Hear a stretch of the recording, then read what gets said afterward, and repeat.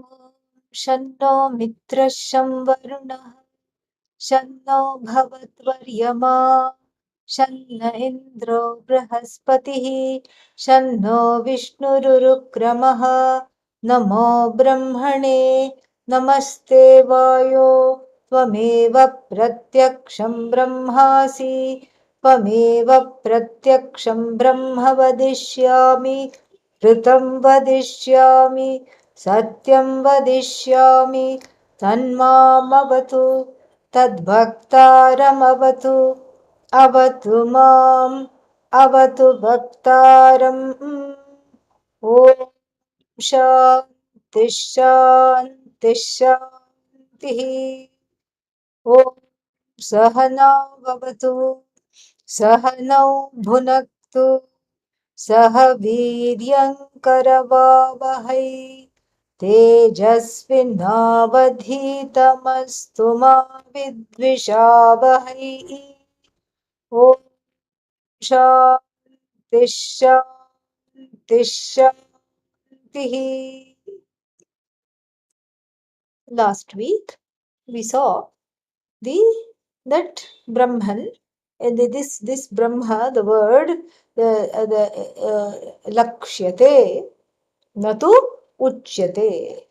It is something that is indirectly understood, and it is not something that lends to the direct meaning. Jnana Shabda also, anything that defines Brahman and Brahman itself. Uchyate natu lakshyate. I think that much we saw that.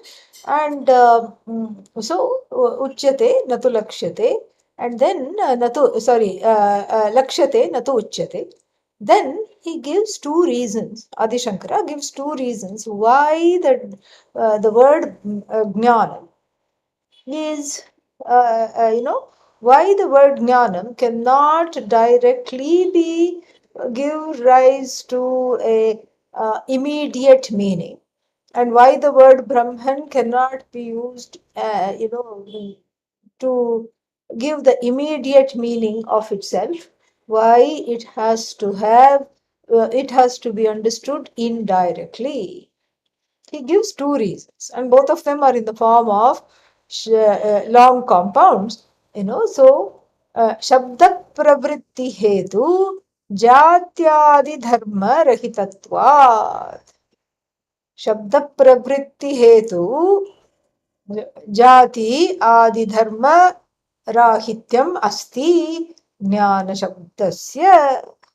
So this is something which is very interesting. So two reasons he gives. Let us just look at both the compounds and then we will understand each one what they mean. Satyananta Shabdabhyam Samanadhikaranyat. So the first one is Shabda Pravritti Hetu. Shabda Pravritti Hetu is a technical term. And so if you don't understand what it means, don't worry, because it's a technical term. You would not have come across it in the everyday parlance of talking Sanskrit. So Shabda Pravritti Hetu means the ability of the words to yield a meaning. What kind of meaning? Just generally whatever is understood by the language. So certain attributes and certain things which are the meanings of certain words. So the words in general have certain meanings, and those are the meanings that we are going to see, and those are the meanings that are implied here by Shabda Pravritti Hetu. And he himself describes what that Shabda Pravritti Hetu is. Jatyadi Dharma. Jati, Kriya, Guna and Sambandha. This is only Shabda Pravritti Hetu. Shabda Pravritti Hetu means the power of the word to reveal. And here we are not talking of Satyam, Jnanam, Anantam. We are not talking of those words. We are talking of, beautiful, tall, fat, thin, those kinds of everyday words. Everyday words have in themselves a power to reveal a certain meaning. Okay. So this is what is called Shabda Pravritti Hetu, and most commonly this Shabda Pravritti Hetu consists of four things. What are they? Jati. Jati means, the species. Because this is what the gamut of the language, this is what the language is supposed to reveal. Jati, tree, and then elephant. And then you see a woolly mammoth. Still comes under elephant jati. Looks similar, but it's an elephant with a lot of fur. Okay. And then walking somewhere in Siberia long, long ago. And then so this is jati. Then guna. Guna means adjective. So jati means nouns. All nouns come under the jati. Guna means adjectives. Tall, fat, thin, long, short. All this comes under the various guna dharmas. Then we have sambandha. Mine, yours, and what is yours is also mine. Sambandha. Your money is my money. Sambandha. This is how people think. And and so this is sambandha. Then finally, what do we have? Jati, guna, sambandha. Finally, kriya. The words have the words have action in them. In fact, the whole root verbs in the Sanskrit language, are a case in point, because we have 2200 root verbs, and all of them have been, made into verbs, nouns, adjectives, and, words connoting relationships. This is the gamut of the entire language. This we have to see. Very, very interesting. The whole language is nothing but all these four things. What else is there in the language? This Shabda Pravritti Hetu means this is what it is. So Shabda Pravritti Hetu means the Hetu is cause, and the status of being something that is conveyed by words. This is what is called Shabda Pravritti Hetutvam. So what is this Shabda Pravritti Hetu? The Shabda Pravritti Hetu is, this is based on these four things: nouns, verbs, and then adjectives. Includes also adverbs: quickly, slowly, heavily, etc. And then finally words that connote relationship, sambandha. And so therefore these are all, this is exactly what the whole language is. So jati means vriksha, tree. What kind of vriksha? Ambra vriksha, mango tree. This is jati. Then guna. Then guna means tall tree, big tree. Mahan vriksha. So big tree, great tree. And then what else? Kriya. So then kriya means there's an action. So when somebody is felling the tree, vrashchati. So in fact, the word vriksha has come from vrashch, vrashchanat vriksha. That which is subject, unfortunately, to felling is called vriksha. Then kriya, what does it do? The leaves blow in the wind. So like this, all this is exactly what is there, in the language. And then sambandha, my tree. No, this is in the neighbor's yard, so it's the neighbor's tree. In the Dakshinamurti Stotram, this is what the sambandha is highlighted, or the lack thereof is highlighted. Swaswami sambandhatah. शिष्याचार्यतया पितृपुत्राध्यात्मना भेदतः. The person sees the whole world through the lens of relationships, sambandha. And what is wrong with that? One feels alienated. One feels cut off. Okay, this much alone is me. This much alone is mine. Rest of it is not mine, not me. So this sambandha, I am a Shishya. This is Acharya. teacher, and I am, a man, and this is woman, or I am a woman, I'm not a man, like this. So whatever, when you define yourself through these four characteristics, then one goes into a small box, which becomes the identity goes into a small box, which then becomes a jail. This is what happens.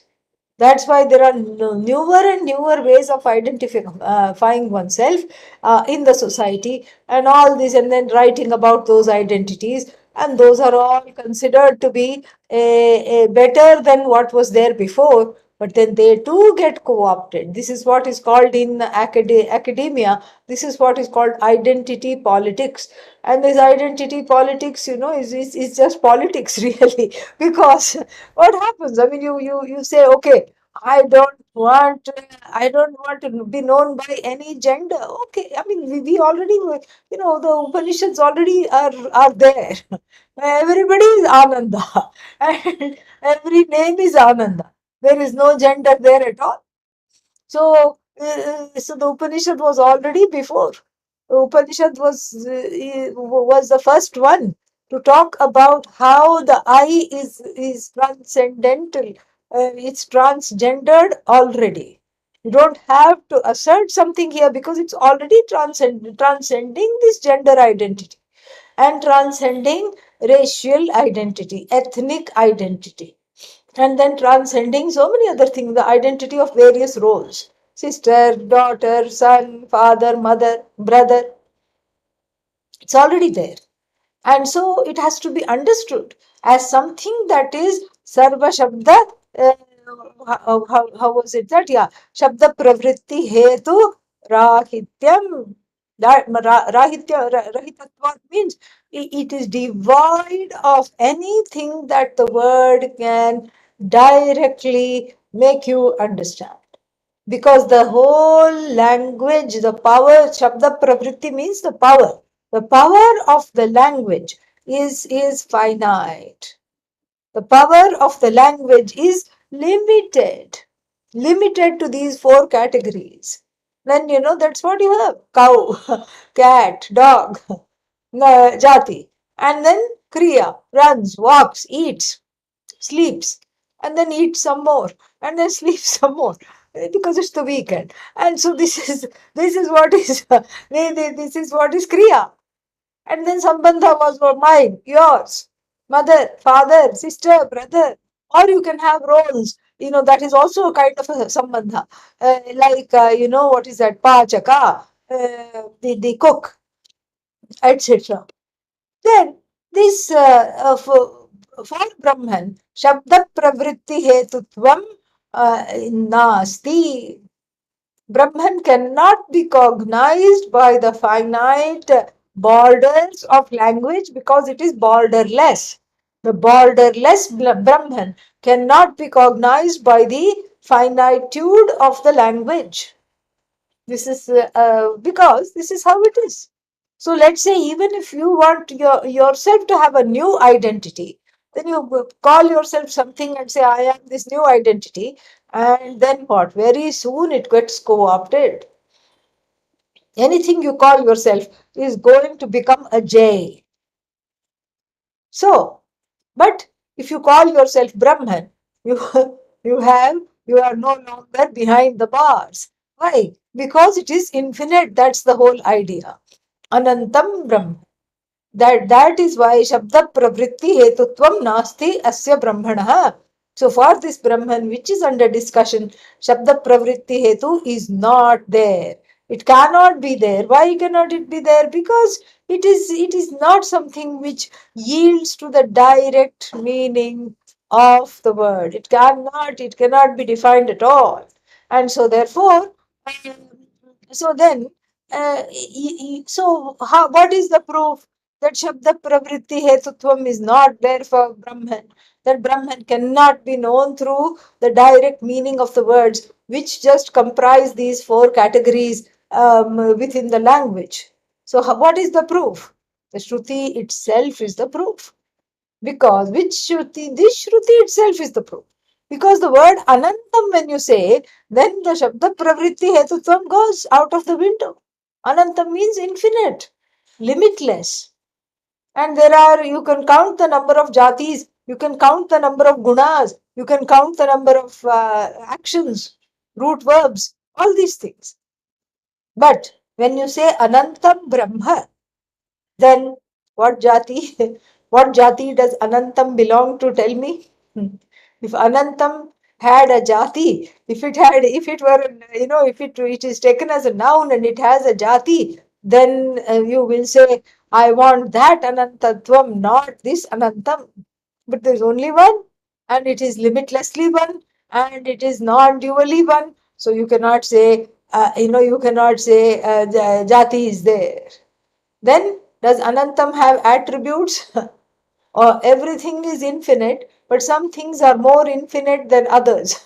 This is what should I say? A slight twist from George, whatever his name was. What was his name? Animal Farm. The person who wrote Animal Farm. And so this is so you cannot say I am more Anantam than you. You cannot say. There is no more, there is no less, so no guna. Then so when it comes to, it doesn't have any qualities. It doesn't have, the nicest Anantatvam, please bring me. You cannot say.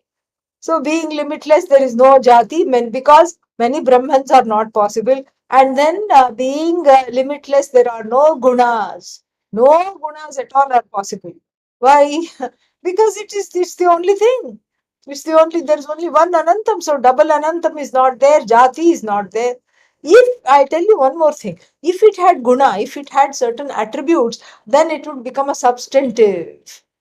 Then if Brahman became a substantive, it would be different from other substantive. The other substances such as ghata, pot, such as pata, cloth, then that is also not there. Then what? Then kriya cannot be there. If Anantam starts to move, then we are in trouble. If Anantam moves, then we have to ask a question: what is making this Anantatvam move? Then that becomes Anantam. The daddy becomes Anantam, and then you ask the daddy what makes you move, and then there is a granddaddy. So we get into an infinite regress. So nothing is there, and so therefore what? So therefore kriya is not there. Jati, guna, kriya, and then this is enough for dismissing all this for Anantam. But then one more word is there, sambandha. So how is Brahman related? To what? That should be our question. To what? To what? How is Brahman related? I mean, it is not relative to anything. It is not at all relative. So how can it be related? It's not related to anything at all, because it is, it is Satyam. We already saw it is Satyam and it is Anantam. And then if it is Satyam and Anantam, then it cannot be related to anything. It cannot be related to anything at all. Why? And then what about all these things? All these things are not separate from it. It is separate from everything else. So there is no relationship between Brahman and anything in the universe, just like there is no relationship between you and your shadow. It's an as though relationship between you and your shadow. If you walk near the water and the shadow falls into the water, you don't run home to wrap the shadow in a towel so that it doesn't catch a chill. You don't do that. It's just the whole idea is preposterous, and so therefore what? Therefore there is no sambandha between Satyam and Mithya. There is no sambandha. I mean, you can have such things in poems. The owl and the pussycat went to sea in a pea green boat, and then they took some honey and then also some money wrapped in a 5 pound note. Okay, yeah. So this is a kind of a very, very kind of exaggerated trip which the owl and the cat take. One is predator, another is prey. Sometimes you don't know which one, because if the owl is big, the cat swaha. That is also possible. And if the cat is small, if the owl is big, because they have very big claws.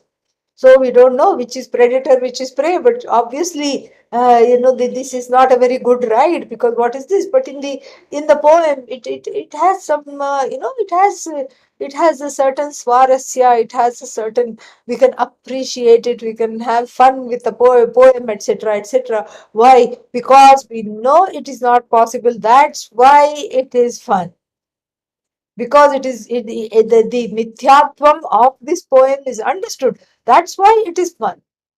But here also same thing. If the whole Jagat as mithya is understood, it becomes heaps of fun. It becomes loads of fun because you can everywhere you look, you are immediately entertained.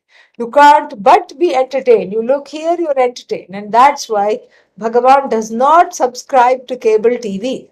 So Vishnu, Shiva, they don't have TV because every jiva is a reality TV for them. This is what it is. You just look around and then you're just so entertained. And so that there is, so therefore there is no sambandha possible at all. So therefore what? Shabda pravritti hetutva abhavat. So na uchyate. So you cannot say Brahma uchyate. Why? Because uchyate means vachyam. Vachyam means the direct meaning. Brahma vachyam na bhavati. Brahman is not subject to be directly understood. Why? Because there is no Shabda Pravritti Hetu. Now you understand this compound, right? Yeah, there is no Shabda Pravritti Hetu at all. How can you understand it? And then if you take this Shabda Pravritti Hetu as qualifying Jnana Shabda, it means the same thing. It is not Vachya, it can only be Lakshya. And then, then that was the first reason he gives. And the second reason he gives is Satyadi, Satyananta Shabdabhyam Samanadhikaranyat.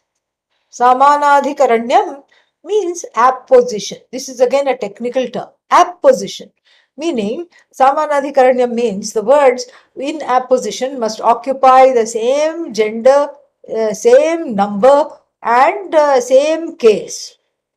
Like, what is an example of Samanadhikaranyam? Satyam, Jnanam, Anantam, Brahma. All of them are in neuter and first case, nominative case, neuter, gender, singular.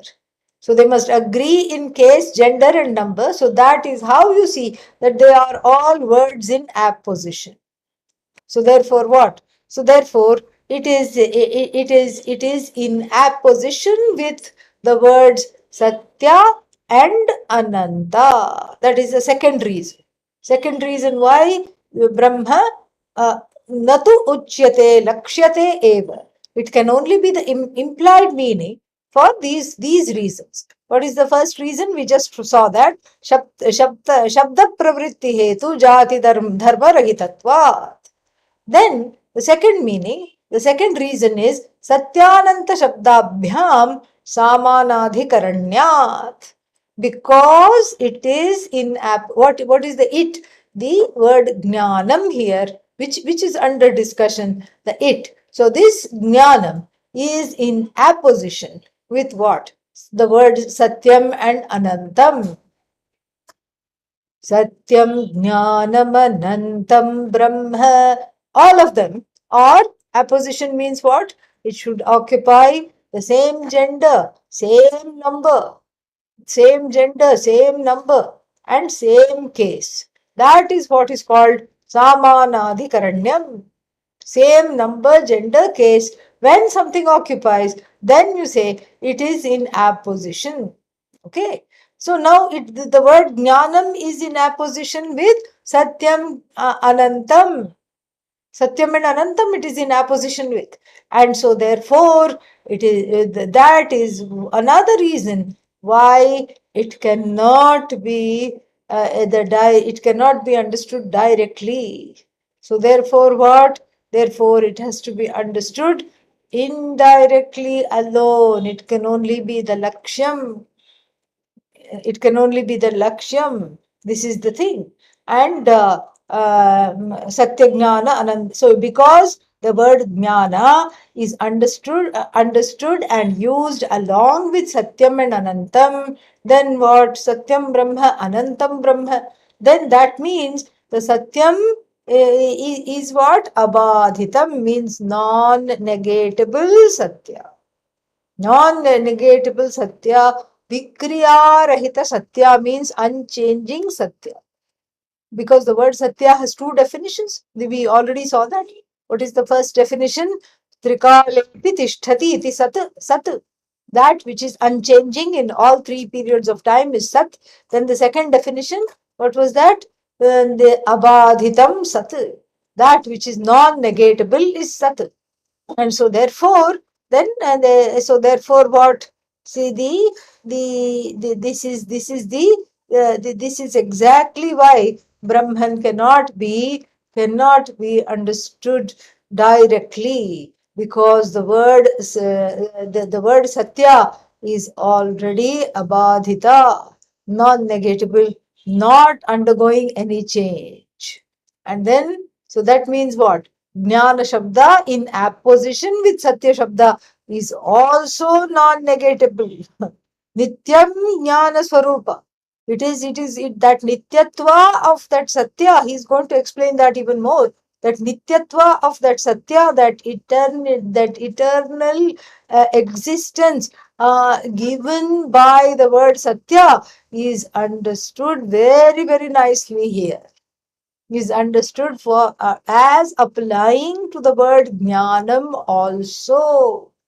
So therefore what? So therefore it is nitya jnana swarupa. So when the word jnanam is sandwiched between satya and ananta, both of them are imparting their meanings as well.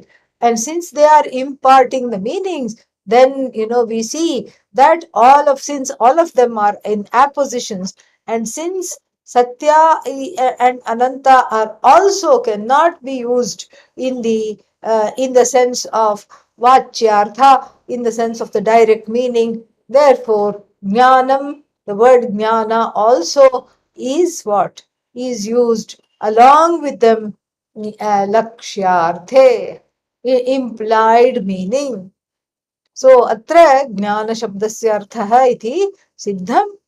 So he says that we have established the word jnanam. We have established the word jnanam. And so samanadhikaranyam means what? With what? With satyam and ananta samanadhikaranya. Or you can say jnana shabdasya samanadhikaranyat. Or you can say the word jnanam is in apposition with the word satyam and anantam, same thing. And then what happens? So therefore, त्रिविध परिच्छेद्य राहित्य समर्पकाभ्याम ब्रह्मणः निर्विशेषत्व अवगमात् इत्यर्थः. So, little bit reading further in the Bhashya, we find this. Okay, let us look at that little bit here. So, Tatha Satya Shabdenapi. No, that is okay. That is not in the Bhashya. That is in the Trividha Dharma Rahityam. That is there in the. I just had it. Yeah, that is there in the Tika. That is from the Tika. So it is an important thing to study. Badha yogatve trividha paricheda rahitya savarpakabhyam brahmanah nirvisheshatva avagamat. So what does he say? This Brahma Shabda being Satyam Jnanam Anantam Brahma, then because of these two words, then Badha Ayogatva. Badha Ayogatva is there, which means that because because Satyapada means cannot be negated. That which is Satyam cannot be negated. That which is Ananta, that has Bheda Ayogatva, means that cannot be cut up into pieces. So the word Satya imparts to the word Jnanam its non-negatability, and the word Ananta imparts to the word Jnanam its what is that? non-fragmentability, if there is a word like that. And so this is the, so therefore what the word jnanam also has trividha paricheda rahityam. And what is this Trividha Paricheda? Three forms of, threefold limitations. Three forms of limitations are talked about, and this is what is called Trividha Paricheda. This we all know, we have studied this. You know what is that? Deshataha, Kalataha, Vastutaha. Deshataha means space-wise limitation, time-wise limitation, and then we have space-wise, time-wise is common for most, people understand this space-time matrix. But then the last one is what? Deshataha, Kalataha, Vastutaha. Vastutaha means object-wise. This is peculiar to the to the Shastra and to Sanskrit. And Vastutaha means object. So if something is a pot, it is object-wise limited because it cannot be a cloth at the same time. So if it is ghata, it cannot be pata. So this is called object-wise limitations. So all things enjoy object-wise limitations, but the word ananta removes this trividha paricheda. It removes this possibility of these threefold limitations. And then what? And that's why the word jnanam also sitting in apposition with ananta is enjoys freedom from the threefold limitations. So, what kind of threefold limitations? This also we have seen, but this is a very happy and a much needed revision. It's a summation of everything that we have studied. This also we have seen. What kind of threefold limitations the word jnanam can otherwise have? Because we can say jnanam, knower. Because the word, as I mentioned before, the suffix lut, has many, many meanings. Many, many meanings. It could be the agent of knowledge. It could be the object of knowledge. It could be the means of knowledge. So these are the threefold limitations for the word jnana. Jnana kartru, which has been dismissed, jnana karta, agent of knowledge. Or it could be the object of knowledge. It could be something I see, I hear, that is jnanam. Or it could be the act of seeing itself, the means of knowledge called sight, and the hearing, etc. All that could be, this is the threefold limitations, which just sitting next to Ananta Shabda, the Jnana Shabda gains freedom from these threefold paricheda. Paricheda means conditioning, finitude, limitations. Just like sitting in front of Lord Shiva, the Nandi also gets incense, and the Nandi also gets arati, and the Nandi also gets bananas, naivedyam. How nice! Just sitting in front of Lord Shiva. Otherwise, nobody goes worships a buffalo, and because it stands for tamas. But sitting in front of Shiva, surrendered to Lord Shiva, and Lord Shiva signifies the one who has overcome that tamas. So the tamas also becomes worshipful. Why? Because there is no longer any tamas, because it is sitting, it is sitting under the light of all lights. There is no darkness there at all. So same thing, the word jnanam, sitting next to it also has its own meaning, and we saw that it is bhavarthe, we saw all that, bhava sadhana, we saw that. But additionally, sitting in next to Anantam on one side and then Satyam on the other side, it cannot be touched. It's almost like a child who does something naughty and then goes quickly and sits in between the two parents for safety. It's just feeling very safe. And the parents don't know what it has done, what this naughty child has done. So the parents keep saying, no, no, our child was sitting right here. It couldn't have done this. This fellow is a mischief maker, has gone done something, but then sits there and just beams. So, in that way, the word jnanam is also like that, in the sense that sitting on one side, satyam, which removes all these certain bhedas, certain divisions, certain badhas. Sitting next to Satya on one side, it becomes non-negatable, and then sitting next to what is the other one, Ananta on the other side, it becomes non-fragmented into these three parichedas, these three finitudes, such as time-wise limitations, space-wise limitations, object-wise limitations. All this is not there. All this is not there. This is so much fun. And so therefore what? Nirvishesham Brahma. Nirvishesham Brahma is what? Nirvishesham Jnanam. So this is the jnanam, which is the lakshana of Brahman, has got to be nirvishesha. Nirvishesha means without any adjectives. So it is, so therefore what? Any karaka activities, any kind of cases, any kind of object, subject, nothing is there. So therefore, what?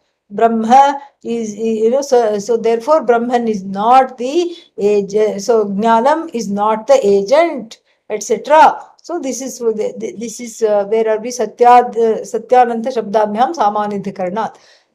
So then this is, he could have stopped here and then gone to the next portion. But he takes the time here to make a very, very important point, which he kind of made earlier when he was discussing Satya and Ananta separately, when we were doing Satya and Jnanam separately, when he was discussing, he made this point. But then here at that time, he could not make this point completely fully because we had not studied the word jnanam properly yet. So he could just allude to it and come back. So what is this very important point? He makes this point that just like we saw for Anantam, for Jnanam, how the words Satya and Ananta together, protect it from from being mistaken to be the agent of knowledge, to be the object of knowledge, to be the means of knowledge. Just as we saw that very clearly, the same thing happens for the words Satyam and Anantam also, in apposition with one another, holding each other tightly. They are protected by each other. Protected from what? Making that Brahman which these words reveal into an entity that is finite. They are protected. Why? Just because of the presence of each other, they are protected. This is really fantastic. And that is the section that we are coming up to now. You can repeat.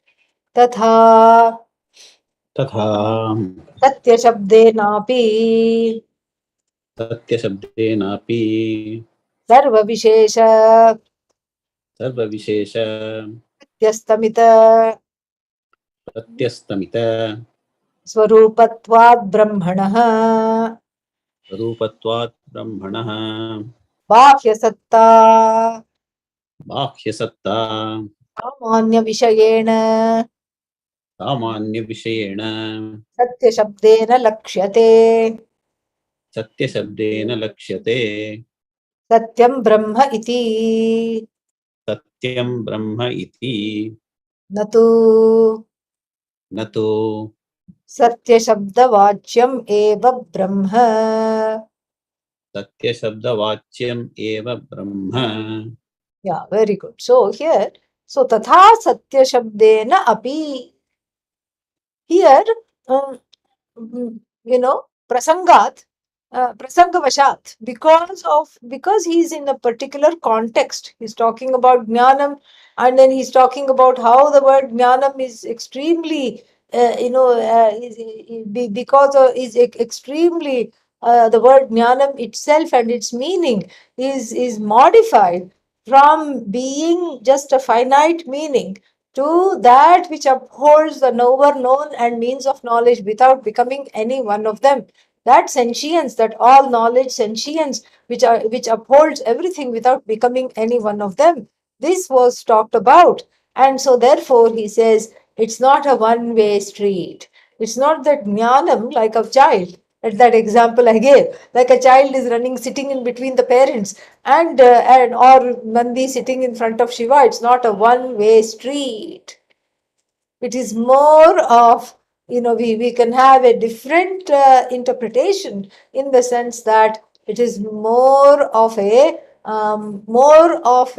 deep and a tight friendship, where these three words, Satyam, Jnanam, Anantam, help one another equally. Tatha, in the same manner, Satya Shabdena api, even for the word Satya. And what happens for the word Satya? Let us look. Sarva Vishesha Pratyastamita Swarupatvat Brahmana Bhashya Satta Samanya Vishayena Satya Shabdena Lakshate. Yeah, we'll see all that, let's understand the meaning of this. So, the word Satya is qualified by another word here. Sarva Vishesha Pratyastamita. Sarva Vishesha Prastyamita Swarupatvat Brahmana. So the word Satya, which defines Brahman, here that Brahman is qualified by this compound Sarva Vishesha Pratyastamita. If we had any doubt whether Adi Shankara wrote this or not, this should put an end to all doubts, because he loves this expression Sarva Vishesha Pratyastamita. Every Bhashya has it. Taittiriya Bhashya, check. Kathopanishad, check. Mundakopanishad, check. Every Bhashya has it. And if you don't find it, then, it's almost like Adi Shankara could not digest his dinner if he did not use it at least once a day. He loves this. Prati astam ita, pratyastamita. Pratyastamita means from, the astam itam means it is set. The sunset is called Suryasta. Astam, Asta means set. So, Astamitam means it has gone into a state of being set. So, what has set? Like when the sun sets, you literally see the sun, especially if you're not, sitting somewhere where there are big, big buildings and all. Otherwise, if you're in a big metro and you're staying in a flat, then what happens? Your experience of the sunset is also very flat, because it goes behind a building and then you don't see it at all. So boring. But then if you're near the ocean, and you can see, if you're in the Pacific Ocean, you can see the sun setting into the ocean. That's a little more beautiful, little more, a little more aesthetic. And so here, the idea is, when the sun goes into the water, I mean, it's not going into the water, but when it perceptibly it appears to go into the water, then what happens? Then you say, okay, the sun has set. So the setting has this kind of a finality. It's not that, like, how is it? Yeah, like in a classical music concert, you go, and then what? And then the final piece is played, and everybody claps wildly. Just clap, clap, clap, clap, clap. Then they stand up, standing, whatever it's called, ovation. Clap, clap, clap, clap, clap. Standing ovation. And then they keep clapping. And then it is a custom. Then the musician or musicians come out, and then they take a bow, and then they go back again, and again they clap, clap, clap, clap, clap, clap, clap, clap, clap, clap. And then again they come back and take a bow. We don't have this. I don't think in classical Indian music we don't have that. You finish and then you go. That's it. But then here in the Western music, that this pratha, this custom is there. But then, when the sun sets, the sun doesn't peak and then say, "Oh, here I am again." No, there is a kind of a finality here. Unlike a music concert when they keep coming, but there also, they should not come more than once or twice. They should not come back to the stage, because if they keep coming back to the stage, then the audience will never get to go home. And so the audience also knows, once or twice they will come back and then they will go. And that's why they keep clapping. And so here, even if you clap and say, "What a wonderful sunset," the sun doesn't peak and say, "Oh, thank you, thank you." So there is a kind of the something, when something has set, that means there is a certain, at least in Sanskritam, that the word astam itam means it has gone to a place of not coming back. At least for another 24 hours, you will not have another sunset. And so it's not coming back. And so here, sarva vishesha pratyastamita swarupam asti brahmanaha.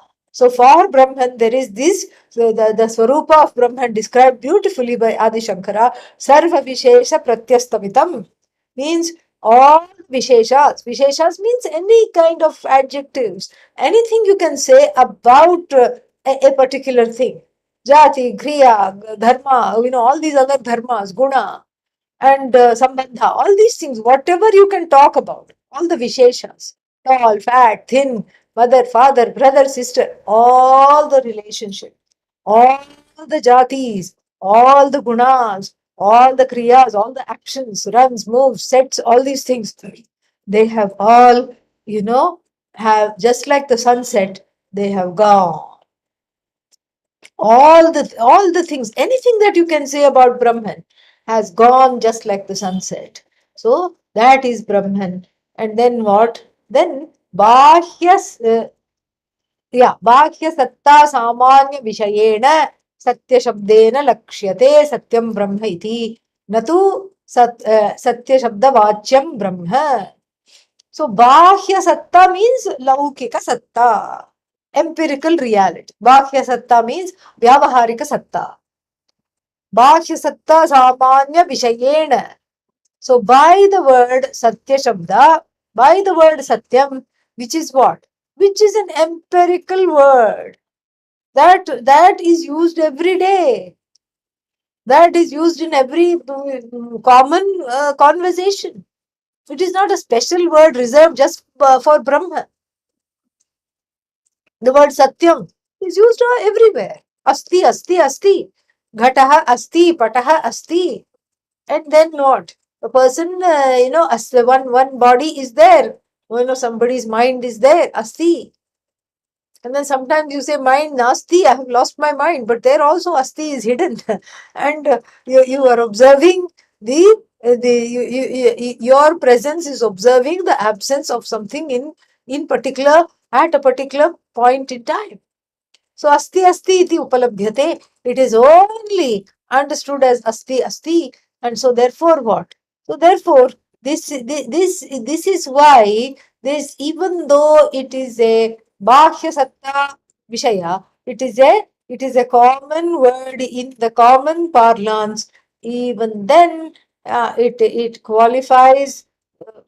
If we have to use apostrophes here, it as though qualifies Brahman, and then through Lakshana. Lakshana means indirect, indirectly it qualifies. So he just talks about how the word Satya operates in relation to Jnana. So this is not really a Punarukti, it is not a repetition. It is not, it doesn't have, it is not a redundant discussion. Because when he was talking about Satya Shabda, he could not talk about this because we were yet to study the word Jnanam. So now that we have studied Satyam and Jnanam and Anantam, etc., since we have studied them, then he can say exactly what Satya and Ananta, these words, are doing for Jnanam. Then he can also, Prasangavashat, because of the whatever is being discussed, because of that, he can also point out that the word Jnanam and Anantam also fortify the word Shabda to lose its Bhashya Satta Samanyam, to lose its Vyavaharika Satta, to lose its everyday meaning of something that is asti in time. Asti means is in time. So something which is asti in a particular place. You can it loses those kinds of connotations because it is sitting tightly embracing the word jnanam and anantam. This is what he's going to say. This is what he's trying to say here. And then so the word satya also gives an implied meaning, and it gives an implied meaning. And then so therefore so there is no, so Brahman has no Vishesha. Then why do you call Brahman by the word Satyam? Because Katham Tarhi. How come it is Satyam Brahma? If it is free from Visheshas, then how is this Satya Shabda, which is generally understood or used to look at an object that exists in the world, how this Satya Shabda can be used? Again, we have said it is Dhatu Artha Anu. Something that exists, we have to remove the time bound nature, and it was already told that it is a lakshana.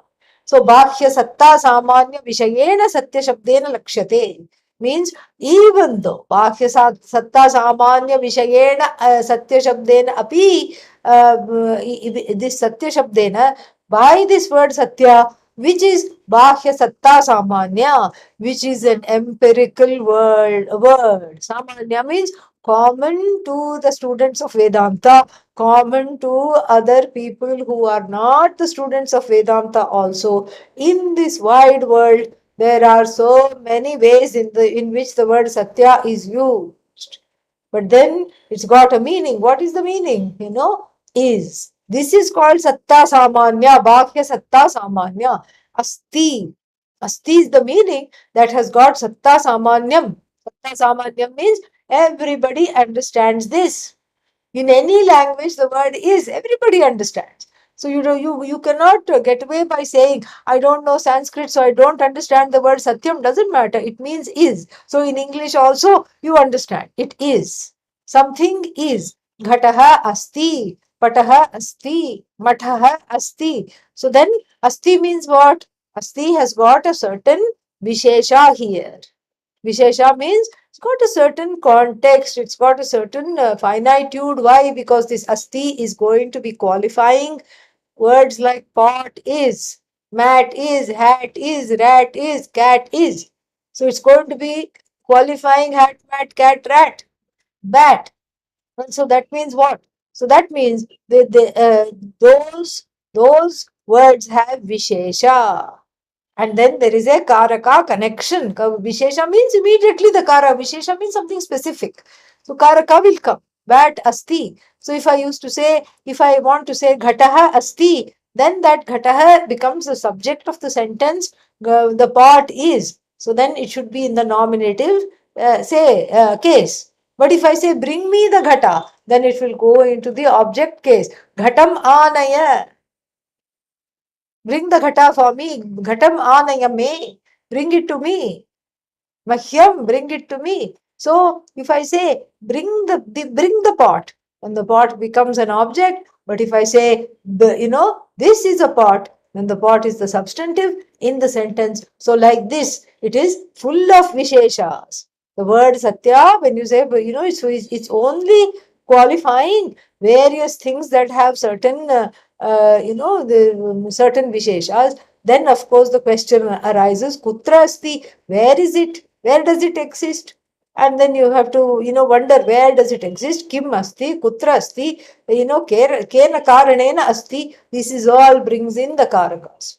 Kutra asti, where is it? Kim asti, what is it? And then kena karanena asti, because of what has it come to being? And then that is the instrumental case. And then what else? Kimartham asti. For what purpose it is there? You keep on asking all these questions and you keep on getting the answers. And those answers are what are called involving karakas, factors of action. So the karakas come in. This is what is called satta samanya, samanya satya.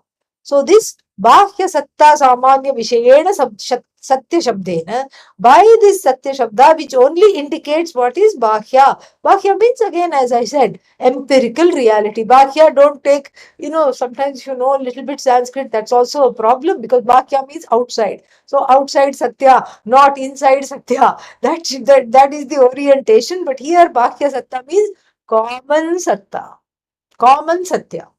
In the empirical world, laukika is here bhakya. And so just like that, parvataha asti, suryaha asti, ityadi, this is the satta samanya. Asti means Satta Samanya, the existence, Samanyena, which is in regular parlance, the existence is understood as what? As time bound existence. But then what is pointed out here is that that word Satya, which is used to define Brahman, which is what from which all kinds of Visheshas have gone to bed. Yeah, from which all kinds of Visheshas have departed.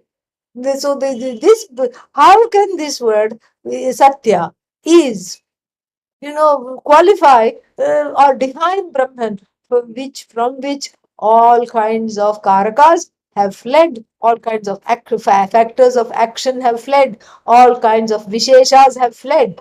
How can this word qualify? But then it does. Why? Because this is this Vyavaharika Satya Shabda itself is used, but it is this word Asti is a very special word, because in Sanskrit we have a word, we have many words from Asti, derived from directly from Asti. Asti is actually a verb, is. But then even in English we have that way of talking. We say isness, isness. What is this isness? Is this a word? How can it be called a word isness? What kind of a word is this isness? And you can't say none of your business. I know the word isness. You cannot say that. You have to say, why is this word? But even in English, it has a certain thing. All spiritual teachers and all use this word isness.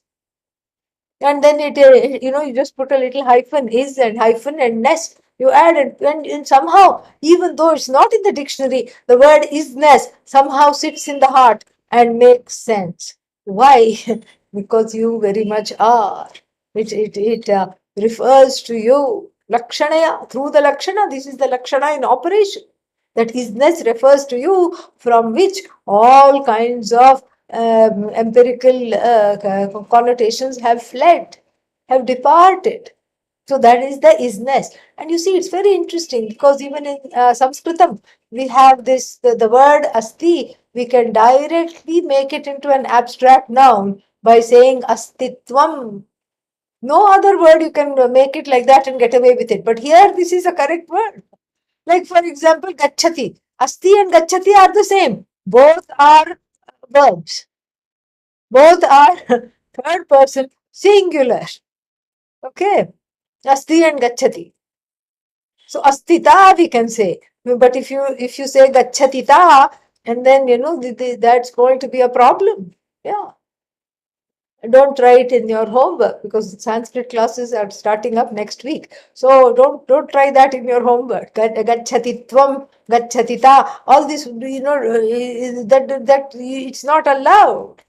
But astita, oh, it's like the poets, they love this word astita, astitvam, especially Vedanta poets. So there is some special thing about this asti and this word sat. Why? Because there is some, because it is understood. It's got that kind of a status in the language. It is understood as in an abstract way. And but why not? Why can't you say uchyate? Why does it say lakshyate, natu uchyate? Uchyate means why cannot be understood directly? Because this bhakya satta samanyam, this bhakya vishaya, like parvata, nadi, etc. Then what? That can be, that you can say parvataha asti, Nadi asti. You can say that. But then if you say Brahma, Brahma asti, then, what is that? Then Brahma becomes one more object in the world if you use it in that way. So that is why it is not the direct meaning of the word is. Brahman is not a thing that exists in time, in space. In fact, that word is itself Brahman. You see, that is the idea. That isness of the word is The isness conveyed by the word is itself Brahman. And see how many times I use the word is, but somehow you understood. Understanding is. And so, thank God. And so, this is the idea that, so how do you know Brahma Asti? Shrutya avagamyate. So, it is understood it is understood through the Shruti. You cannot say that. You will not be completely right. Why? Because you don't need the Shruti to understand that you exist. And your own existence, which is Jnanam, conscious, you are conscious of your own existence. You are conscious of the existence of Parvata, Nadi, etc., of mountains and rivers and rain and fog and sun. You are the one that is aware. You are this awareful and individual whose existence is known, whose existence shines because it happens to be an existence that is self-evident. You see how that Satyam Brahma has gone and, what should I say, like the colors blend into the word Jnanam, so that the two colors have mingled, even though for the sake of this analysis we are holding each one specifically under the light, but they have all blended together because each one is helping the other, and then helping the other, so that our understanding of Brahman through Lakshana, through the indirect meaning, becomes very, very clear. And so therefore, therefore, this is the if it is Uchyate, then Brahman will become something that is known through the Shruti. Brahman will be Bhagavan. Bhagavan, then we have to ask Kutra Asti, Vaikunthe Asti, Heavene Asti. In heaven, Bhagavan is. In Vaikuntha, Bhagavan is. Kailase Asti. And then you have to ask, what is Bhagavan doing? Not waiting for you. That's for sure. And all this you have to answer. So if it is only Uchyate, then Brahman becomes a special substance. Then all the Karakas will come. What is Bhagavan doing? And then all these things. So therefore, Karakartha is not there because it is not talking about some Bhagavan that is known through the Shruti. It is talking about you. Let us not forget. It's talking about the I, which is the seer here, which is the hearer, which is the a conscious being, jnanam here, and infinitely conscious being, which is infinitely existent, and which is and to which everything becomes clear, which does not need any shruti, and which is neither the agent nor the object of anything, and that is what is there. So that is how it is known. That is how it is known. Because why? This Brahman is the satta of everything.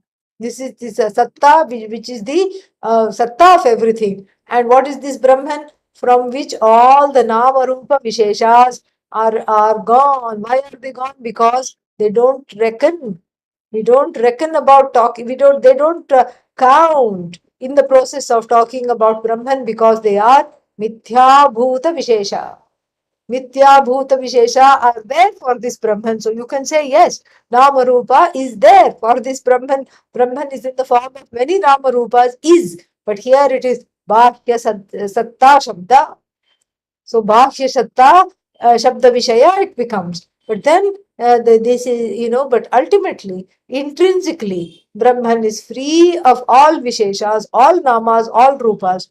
And then you say, Brahma Asti, no, Brahma Asmi. This is what you say.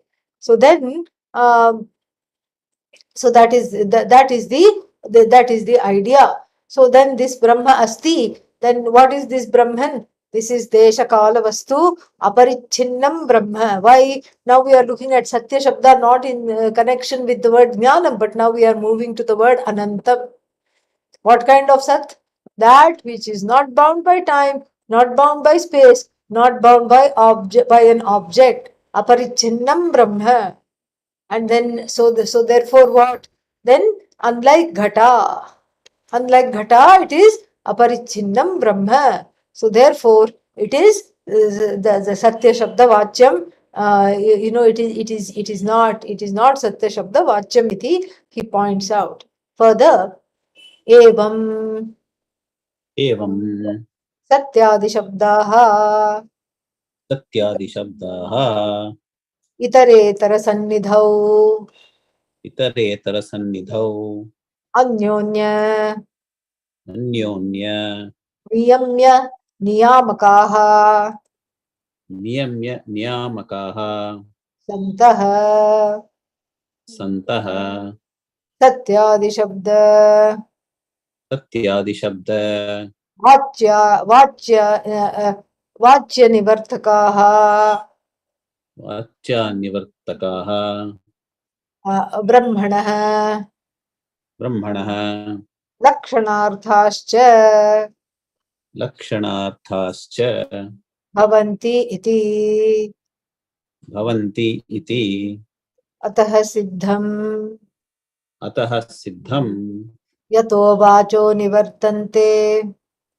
यतो वाचो निवर्तन्ते अप्राप्य मनसा सह अप्राप्य मनसा सह अनिरुक्ते अनिलयने अनिरुक्ते अनिलयने इति च इति च अवाच्यत्वम् अवाच्यत्वम् नीलोत्पलवत् नीलोत्पलवत् वाक्यार्थत्वं च आख्यार्थत्वं च ब्रह्मणः.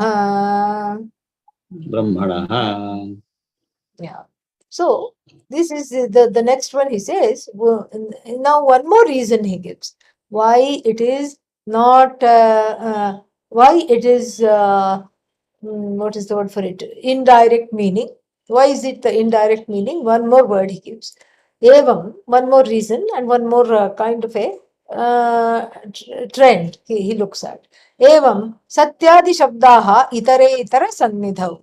Satyadi shabdaha means immediately Adipadat, Jnanam and Anant. So the words, this is, he's really wrapping it up, okay? So yeah, so he's, even though it looked like he was wrapping it up earlier, now he's really wrapping it up. So there's, after that we'll go further. So, evam satyadi shabdaha. These evam, in this manner, the words Satyam, Jnanam, Anantam, Satyadi Shabdaha, Satyam, etc. Itara Sannidhau means in close proximity with each other. Sannidhi, proximity. Itara, in with each other. Itare Sannidhau. Anyonya means for each other. Niyamya Niyamakaha Santaha. Niyamya means governing and governed relationship they have. They have each one has a governed and governing relationship they enjoy with each other. Satyadi shabda bachyat nivartakaha santaha. So then which makes this Brahman free of the direct meanings of these words. So you see, he is connecting the special relationship of the words to each other. Satyam, Jnanam, Anantam, the special relationship they have with one another in the form of the one that is governing and the other one that is being governed. That special relationship leads to releasing the word, releasing Brahman from the direct meaning of the word Satyam, Jnanam, Anantam, because they do not apply. Did that make sense? Yes? No? Okay. All right. So we'll see it. I'm just translating it. And we'll see it tomorrow in detail. I'm just translating it for now.